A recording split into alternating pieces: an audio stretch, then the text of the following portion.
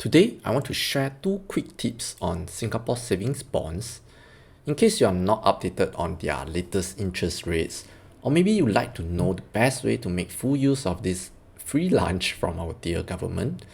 Then please hear me out. You see, interest rates are at an all-time high. It's a bad thing if you have housing loans since you now have to pay more, but it's also a good thing for fixed D and savings bonds as they pay you more too.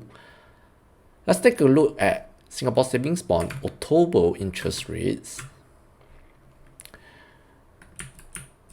So it averaged out to be 3.21% over 10 years. Looking at the bonds details, let's look at how much they're paying in the first year.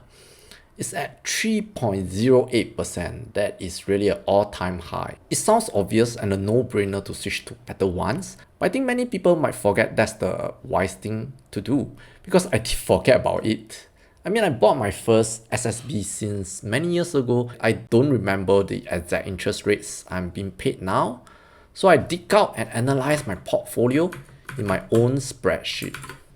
So this is my own spreadsheet. So I bought my first SSB back in 2018, and now in the 5th year, the interest I'm getting is 1.91%. It's not bad actually, but compared to now, the new issued one is at 3%. This is no good. In fact, you look at all these SSB that I've bought, their current rates is around 2%, which is lower than 3%. And even if you compare looking at the later years where they will increase, it's still below 3% every year.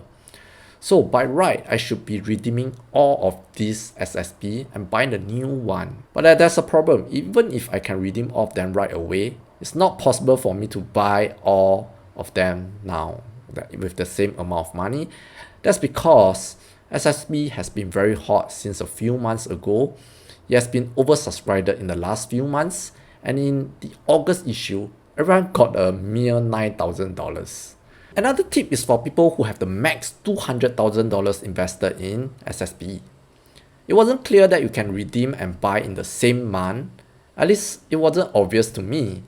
But I have tested it out and I'm sure you can redeem and then buy a new bond in the same month.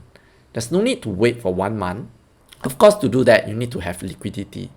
That means you need to have the cash up front to buy the new bond first. I hope that 2 tips helps you. Cheers and bye.